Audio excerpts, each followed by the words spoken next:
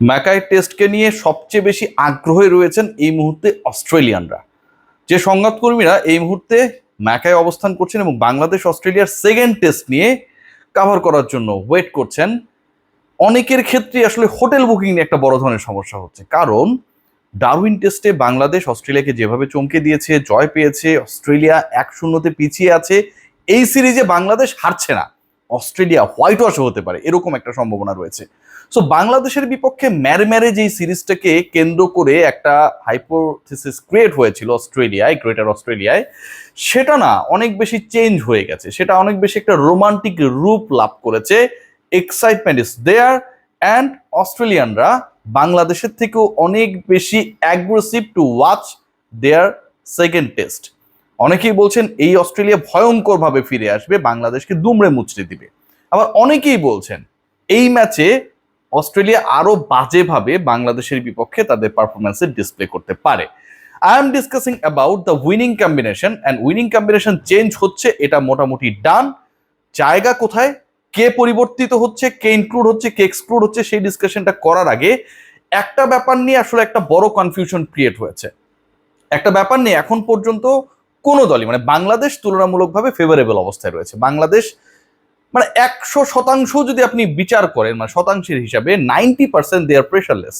Not for that reason যে বাংলাদেশ আগের টেস্টে জিতেছে, but for the reason is that আগের টেস্টে জয়ী বাংলাদেশ যেই টেস্টে মুখোমুখি হবে অস্ট্রেলিয়ার, ম্যাকায় জানাচ্ছে, স্ট্যাটিস্টিক্স জানাচ্ছে যে এখানটায় এই মাঠে এর আগে কখনোই অস্ট্রেলিয়া, বাংলাদেশ যেমন টেস্ট খেলেনি, অস্ট্রেলিয়াও ইন্টারন্যাশনাল টেস্ট ম্যাচে কখনো অংশগ্রহণ করে নেই।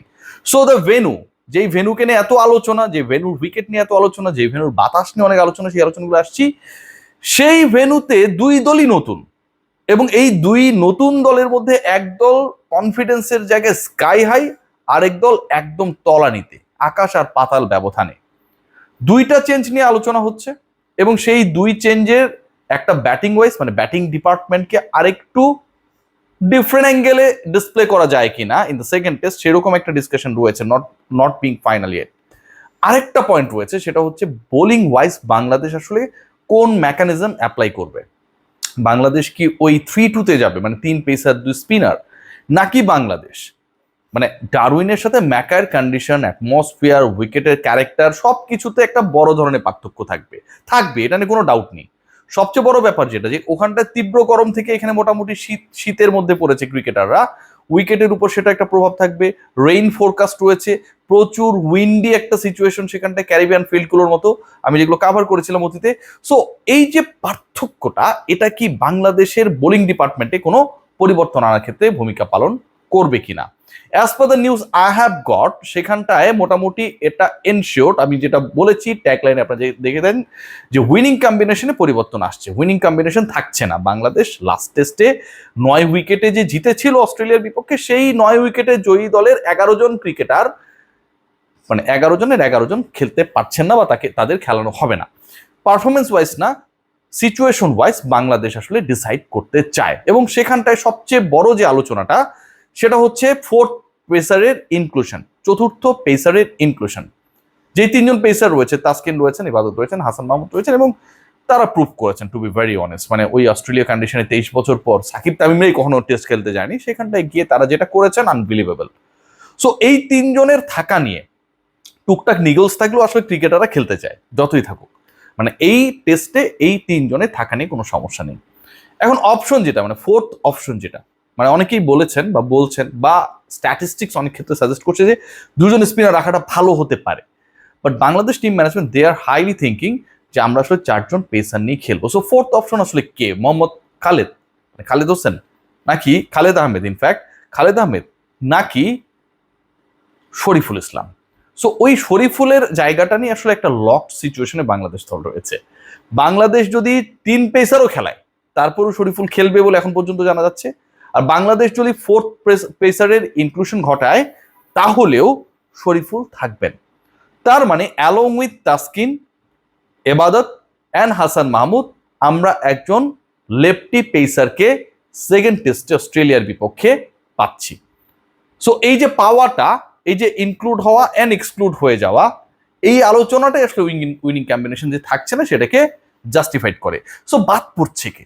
পেসাররা তো কেউ বাদ পড়বে না, বাদ পড়ছে কে? বাদ পড়ার যে ডিসকাশন, যেহেতু দুটা পরিবর্তন নিয়ে আলোচনা রয়েছে, একটা পরিবর্তন হবেই, একটা হচ্ছে ব্যাটিং ওয়াইজ আর একটা হচ্ছে bowling wise. So batting wise পরিবর্তনকে বোলিং ওয়াইজ পরিবর্তনের সাথে রিপ্লেস করার সুযোগ নেই। বোলিং ওয়াইজ পরিবর্তন হয়, বাংলাদেশ 5 জন বোলার নিয়ে খেলবে, সেখান থেকে একজন বাদ পড়ার সম্ভাবনা, এবং সেই বাদ পড়া ক্রিকেটারের নাম হতে পারে, নট ডিসাইডেড ইট, আবারও বলছি, এবং তিনি যে আন্ডার পারফর্মার টাইপ তাও না, তিনিও যথেষ্ট ভালো বল করেছেন। তাইজুল ইসলাম, তাইজুল ইসলামের বাদ পড়ার একটা প্রবল সম্ভাবনা রয়েছে, এবং তাইজুল ইসলামকে ড্রপ করে চতুর্থ পেসার হিসেবে শরীফুলকে ইনক্লুড করার পরিকল্পনা স্ট্রংলি টিম ম্যানেজমেন্টের মাথায় রয়েছে। দ্বিতীয় দিনের প্র্যাকটিস সেশন শেষ করে এটাই এই মুহূর্তের রিয়েলিটি। কেন আমি আলোচনায় আসছি, আরেকটা পরিবর্তনের অপশন আমি বলছি যে সেটা হচ্ছে ব্যাটিং ওয়াইজ পরিবর্তন। আসলে কোন ব্যাটারকে আপনি ড্রপ করতে চান? মমিনুলকে আপনি ড্রপ করবেন না, হি ডিড ট্রিমেন্ডাসলি ওয়েল।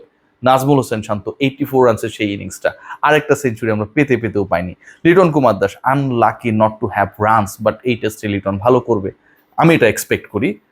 আমাদের Mushfiqur Rahim, the main cricketer, যার ওই এক্সপিরিয়েন্স মাঠে থাকাটাই আসলে পুরো দলের জন্য অনেক কিছু। মেহেদী হাসান মিরাজ ব্যাটিং বোলিং দুই দিক থেকে রয়েছেন। অ্যান্ড তানজিদ হাসান তামিম, তাকে ড্রপ করার কোনো সুযোগ নেই। সো ওই যে ট্রিকি অপশন, বাংলাদেশ কি সৌম্য সরকারকে যেই কারণে নিয়ে গেছে টেস্ট স্কোয়াডে অন্তর্ভুক্ত করেছে, সেটার অ্যাপ্লিকেশন ঘটাবে কিনা? সৌম্য সরকার কি ফাইনালি বাংলাদেশের সেই tricky option? Fourth pacer Bangladesh খেলাবে, এটা মোটামুটি অবভিয়াস, অনেকে এটা মনেই করছেন, টিম ম্যানেজমেন্টের মধ্যে আলোচনাটা স্ট্রংলি রয়েছে।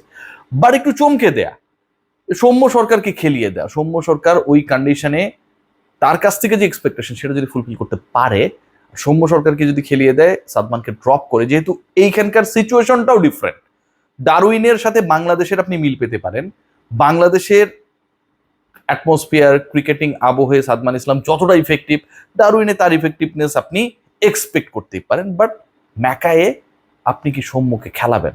সৌম্য তানজিদ তামিমের যদি ওপেনিং পার্টনারশিপ হয়, সেটা কি এই কন্ডিশনে বাংলাদেশের জন্য best of the best option হয় কিনা? So that discussion also there, let's see what happen.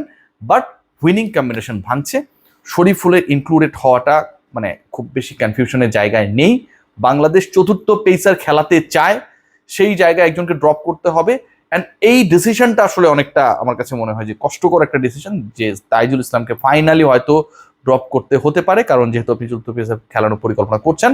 ওপেনিংয়ে Bangladesh দল আলটিমেটলি পরিবর্তন নিয়ে ফুললি ডিসাইডেড না হইলেও ওই আলোচনাটা রয়েছে, অ্যান্ড স্ট্রংলি রয়েছে। সৌম্য সরকারকে তানজিদ তামিমের সাথে ওপেনে খেলিয়ে